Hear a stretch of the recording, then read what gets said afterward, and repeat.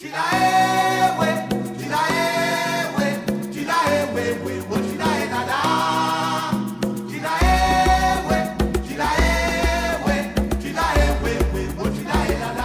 greatest thing about Tanzania is the people. Amen. They just have so little, but yet they're so happy. The kids in Africa make the whole trip. They are so incredible. Here in the United States, when you see children, they have their space. But in Africa, they don't know bubbles.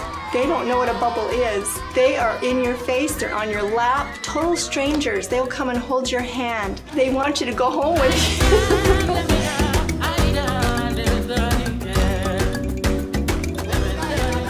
Viseo, for the first 4 years of their existence, has donated for over 110 clean water wells.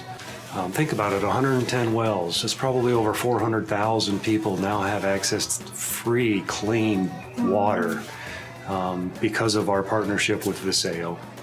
What a tremendous blessing it has been. I think a lot of these people, they see these brand new wells pop up and they don't know where they come from until they look at that plaque. And so they begin to recognize Viseo as having provided them this clean water at no cost to them. It provides hope for them that there's somebody that they don't even know somewhere in the world that cares enough about them to donate. And so knowing that somebody in the world cares about them enough to donate and provide that water, I think really instills within them the fact that they're not alone in this world. Kanisani na msikitini.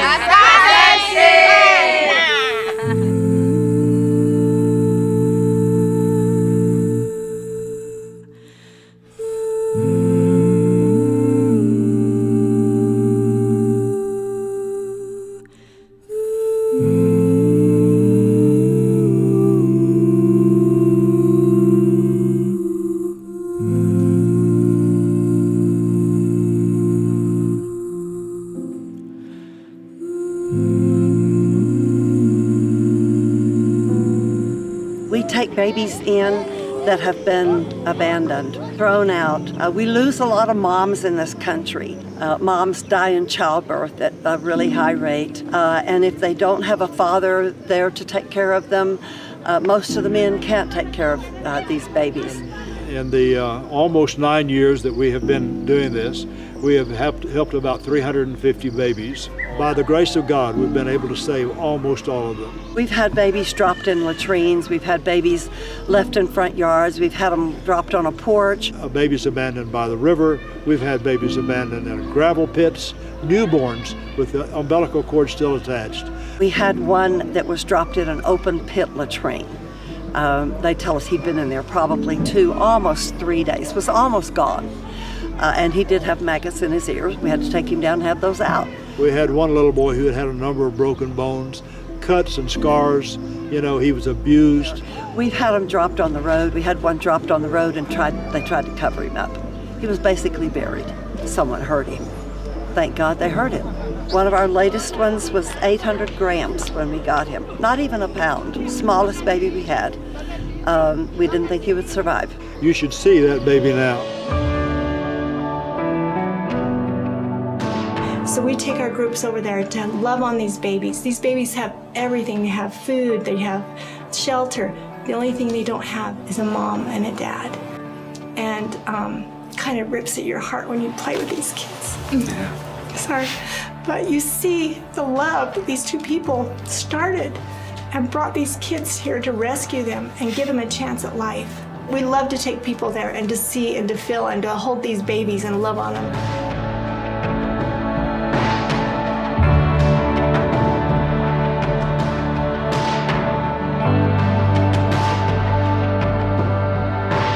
When we first moved out here and we didn't have water, we were buying water.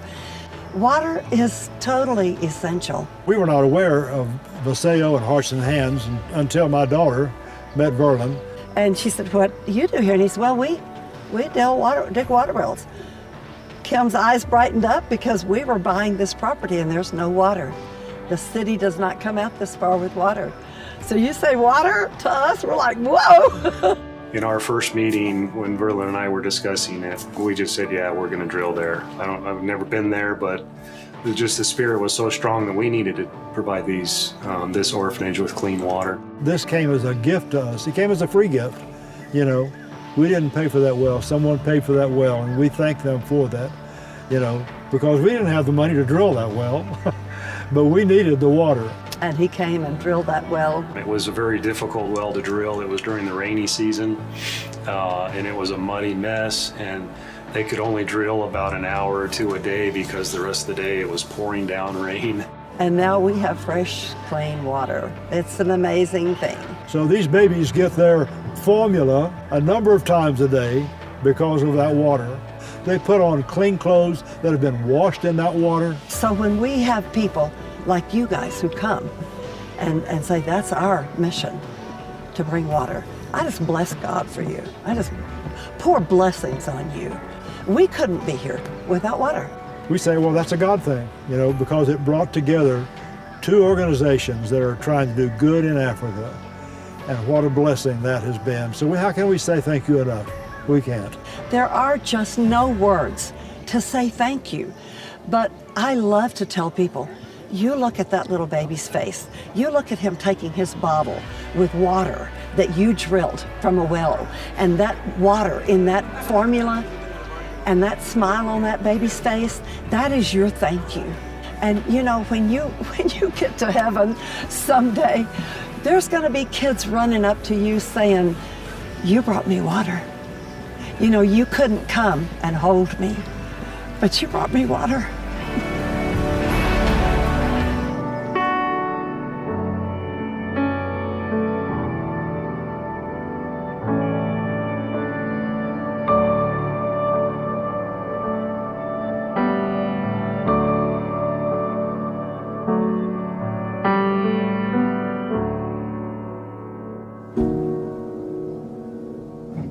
Consumption of contaminated water is the #1 killer of children 5 and under in Africa, on the continent of Africa. And so it is a life-threatening thing that they live with on a regular basis.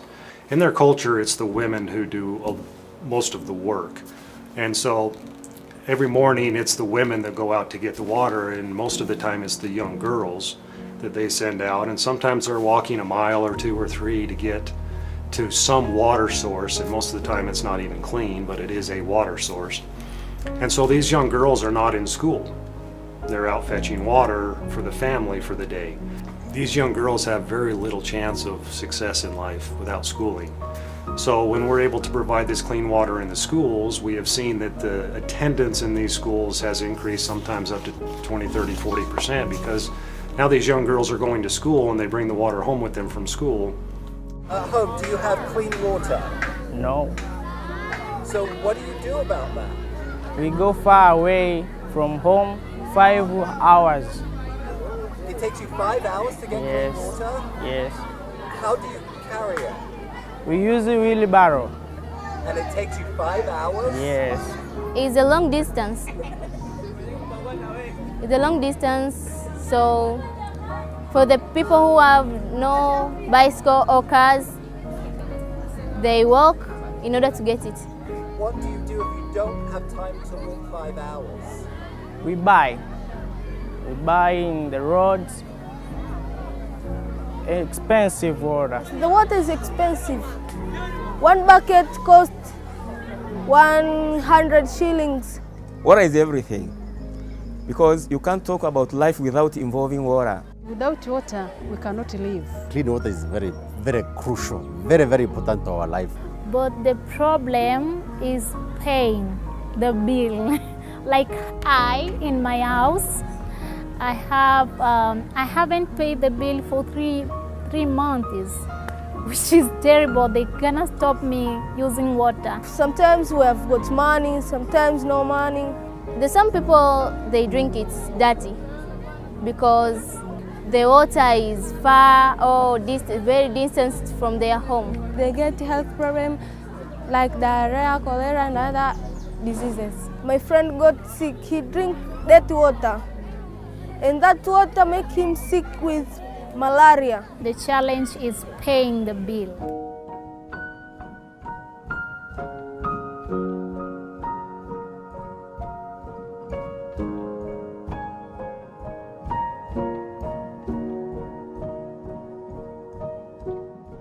When I hear about this project, I'm proud of it.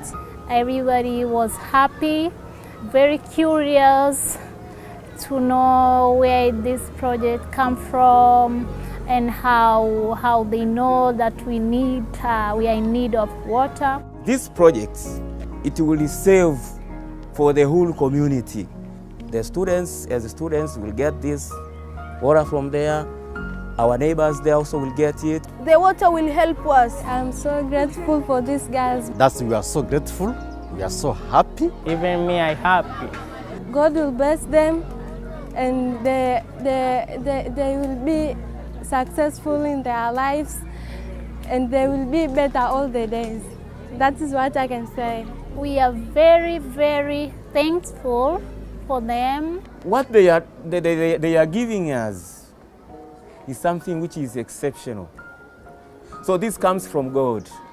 Yeah? This comes from God.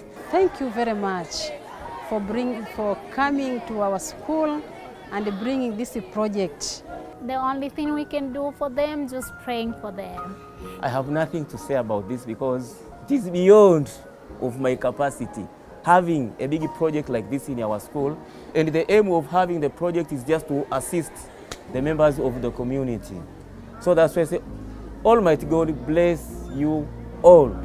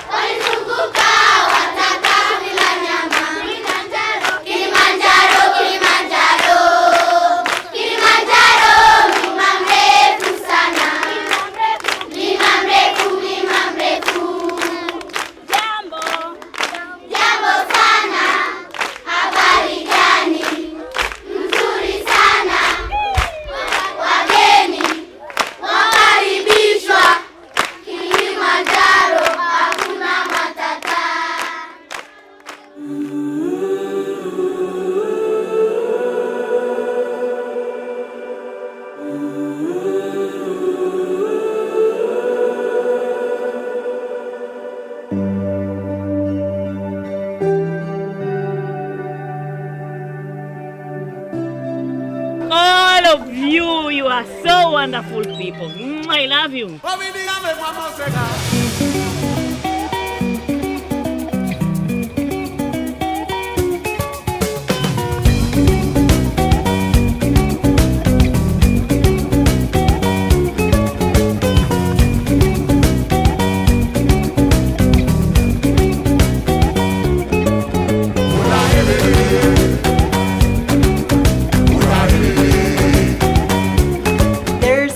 Lady named Martha, and she is just genuine. So Martha began a school where she houses, 20 handicapped students. She took them into her own home, began to care for them, and to really sustain their life just to start with, and then to teach them and to help them to learn and to grow and to experience life. But she has accomplished a miracle there, and she's been a part of that really without any help from the government at all. I'm just giving children the right of being together, and also education and food and shelter, and the right of being happiness like anybody else in the world. Unaweza, unaweza, unaweza Bwana. Unaweza.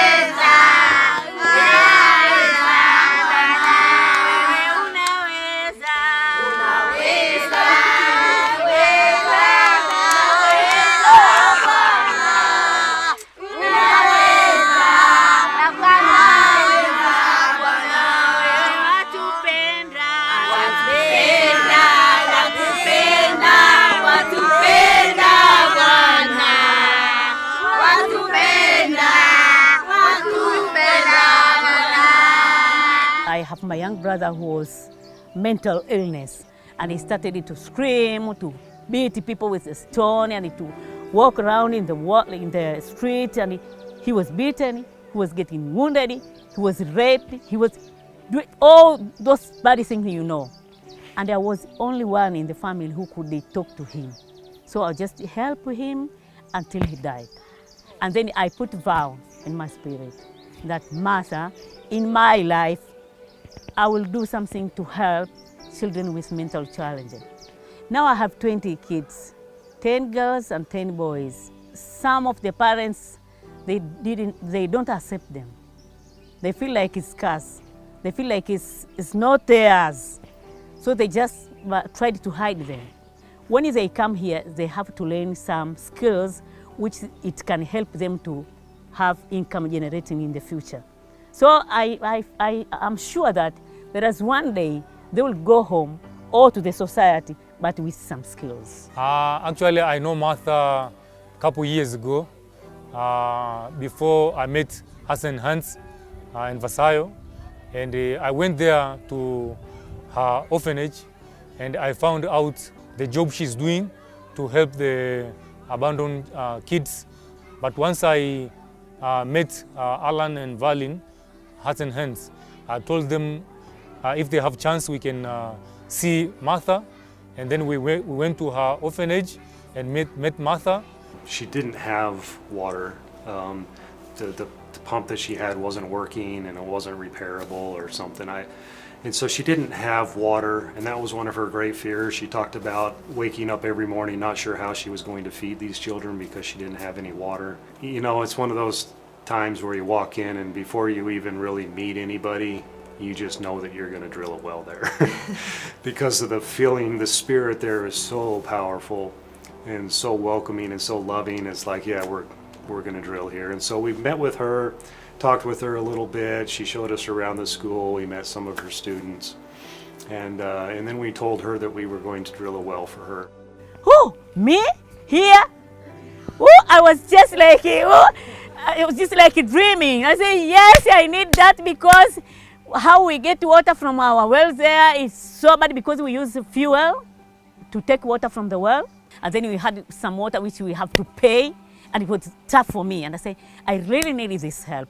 And I can tell you, this well here, it is not helping me alone now. It's just helping all of our neighbors.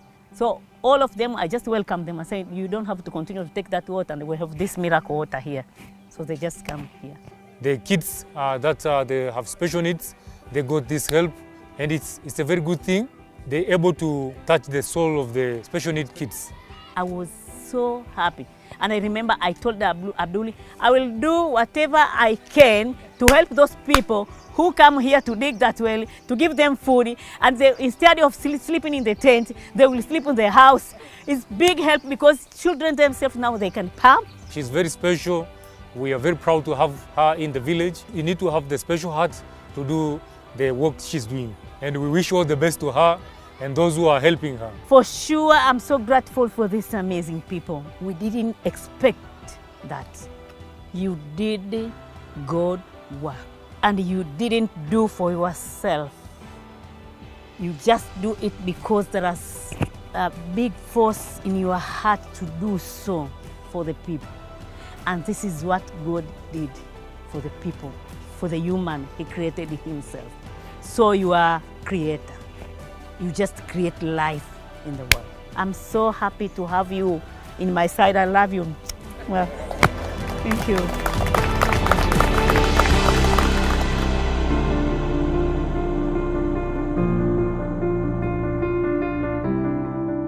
There's a building there that is kind of partially built and has been like that ever since I've been going there. It's a multi-purpose hall. I started and I depended on contribution to so many people to help me to finish, but it wasn't work because of the life now in the world. So it's just standing there and I'm just waiting for God to help me to find good people to help me to finish. And it's almost 20 million Tanzanian shillings just for roof. Just for roofing, yes. I can show you. When you just hold it, it's just shaking, and I'm so afraid. And I ask assistants not to bring kids here because now it's so dangerous. Because We couldn't even type there. You see, this is just shaking now. You see? You see? Yes. Yes. Okay. It is not. Oh, it is not very strong. So if it is tight, then it can stay here.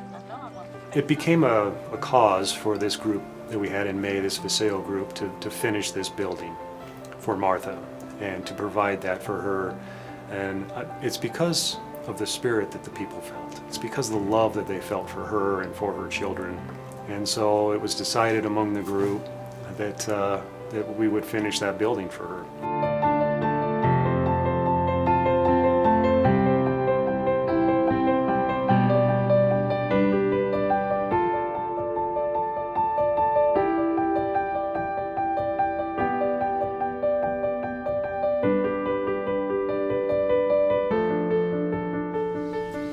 Martha, Yes. last week we came to visit you, and you touched our hearts. You touched all of our hearts forever, and we'll never forget that visit. And what we felt from you, it inspired us, and we wanted to give back. And we've reached out around the world, earned enough to build you a roof.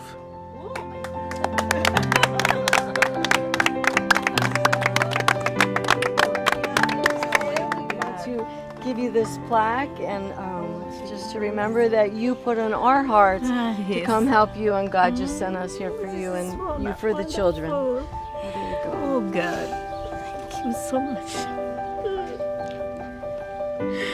Yes, and now I believe that God is a supplier of our needs. Thank you, God.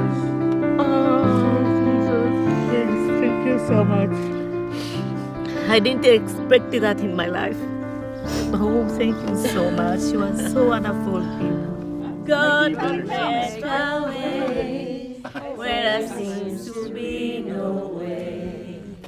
He works in ways we cannot see. He will make a way for me. He will make a way. Yes, he will make it. Thank you, Martha.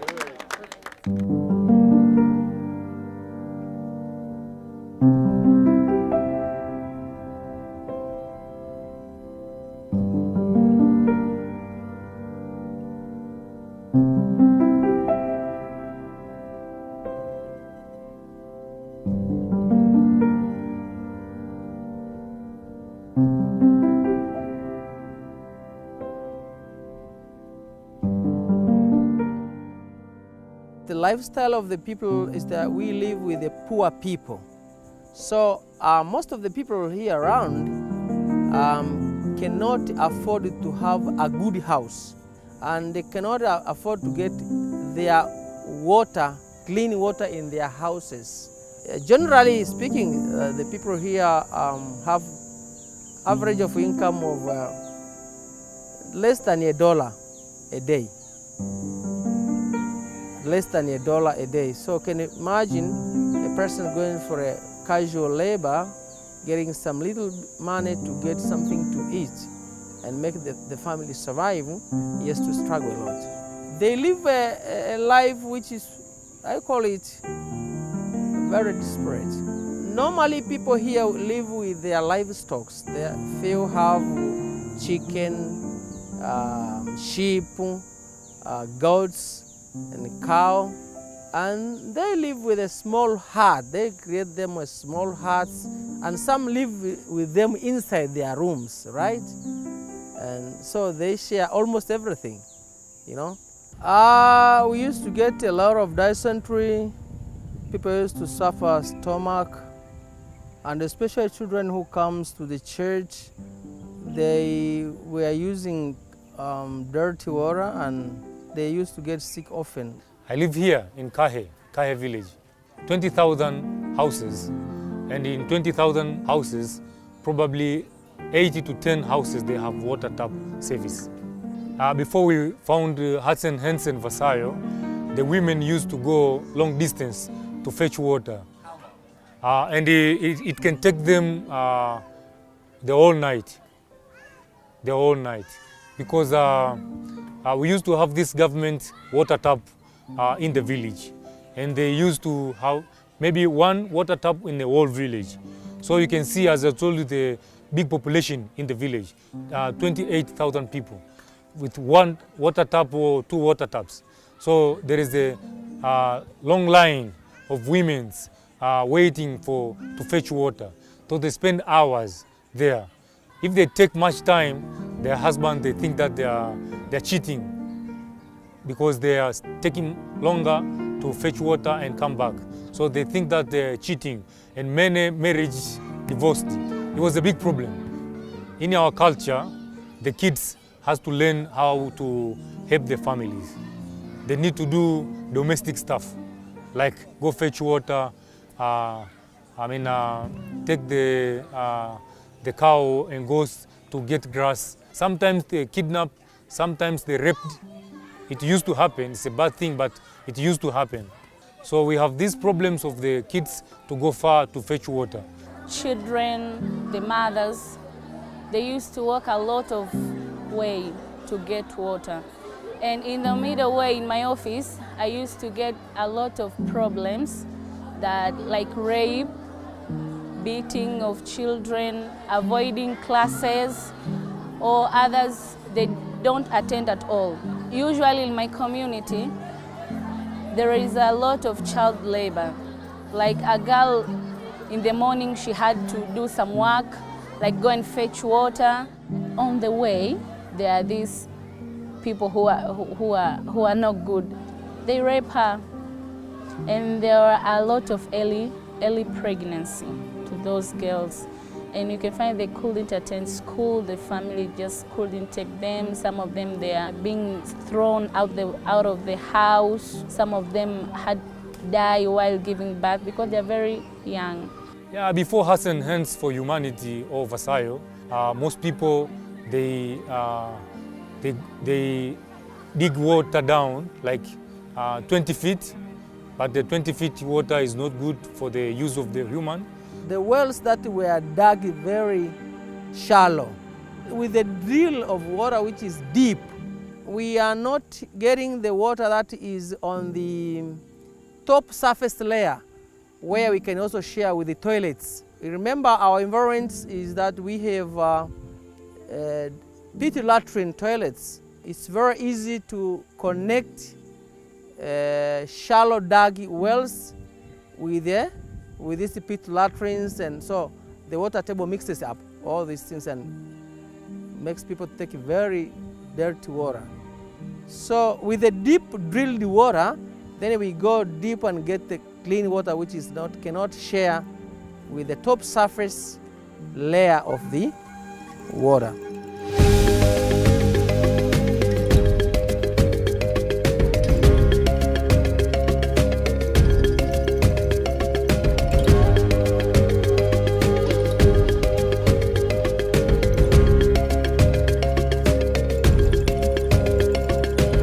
When the wells were drilled, it was very good. At first, the community couldn't believe, because there are so many people, they just come and say, I'll do this, and it's undone.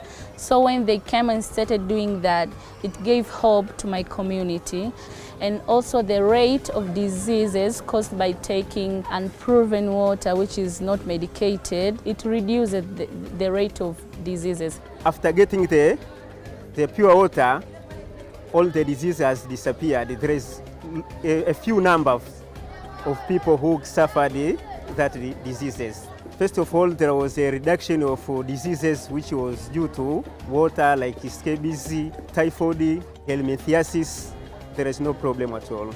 The drilled water has helped a lot of people, because it has do a great contribution for the health of the peoples. Once we got these friends from America, Hassan Hands and Vasayo, they help us to get very deep wells that's 120 feet down, that are very good water. And also in families, it just gave like love. It has given a girl an opportunity to study hard and get the opportunity to go to school at the right time. The unwanted pregnancy cannot happen to the kids at school because they can't do like walking out a mile. The rape case has reduced. So it's just a very good impact in my community, and we are very thankful for that. Now with Hearts and Hands and Versailles Wells, it can take somebody like 3 to 5 to 7 minutes to get water. We are very lucky to find Hearts and Hands for Humanity and Versailles because they help us to get water in almost all of our locations. So if you're Muslim, you go to the mosque, you find a well. If you're Christian, you go to the church, you find a well.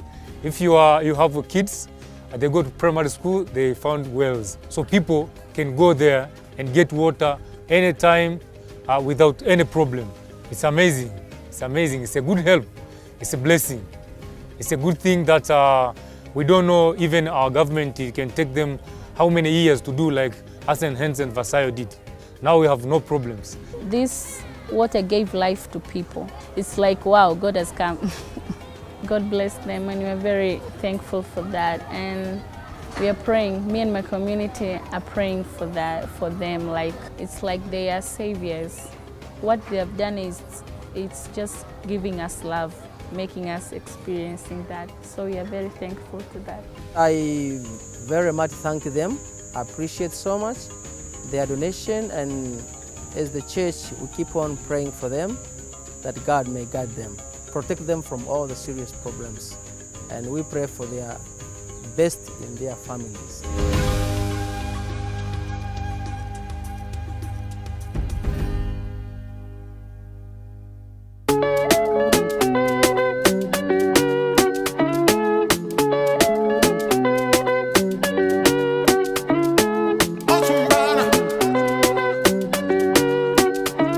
Soccer in Tanzania in general.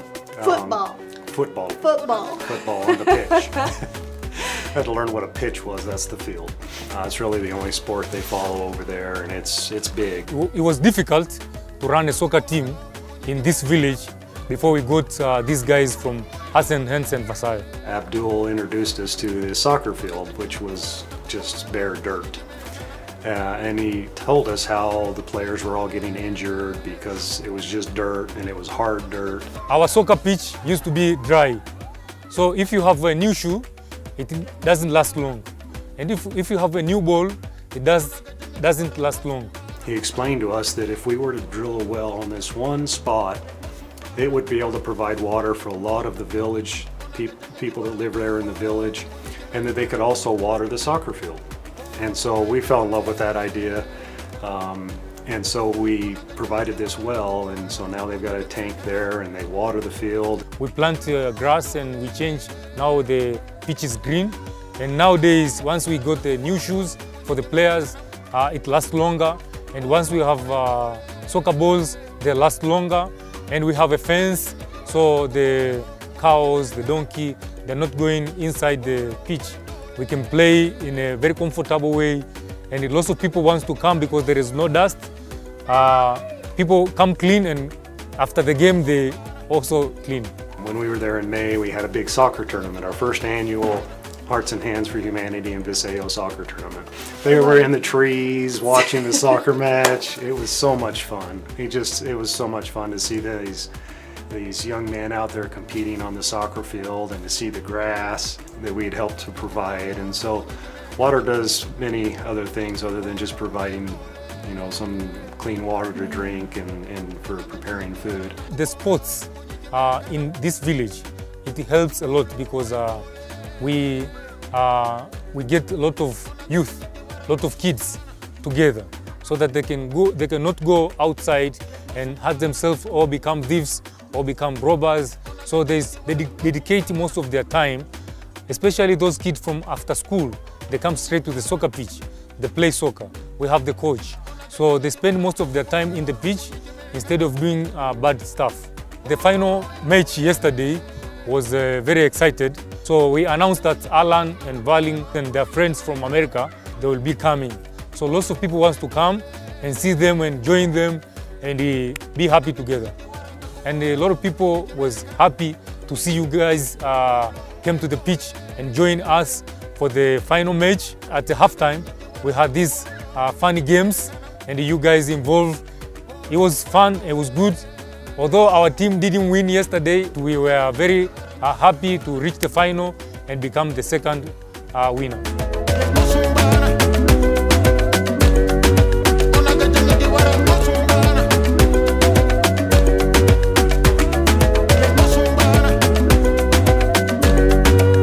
It's such an honor to be here in Africa. We have 20 of us flew over, and it's just an honor to be able to witness this tonight. And I want to thank Hearts and Hands for Humanity for the clean water and this amazing soccer field. But I want to congratulate the winning team on winning the championship.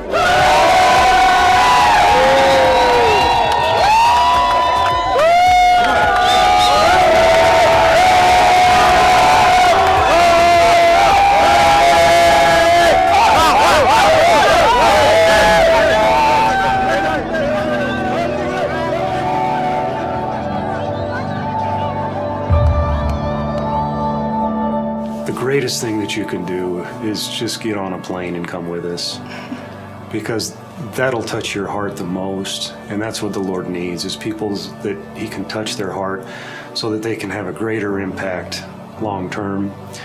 Donating is a great way of doing that, but just get on a plane and come with us. That's the greatest thing that you can do and experience.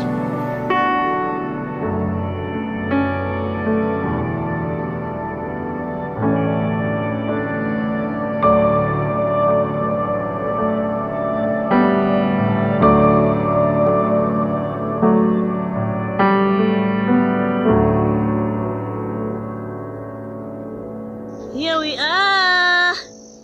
Thank you, God, for your faithful.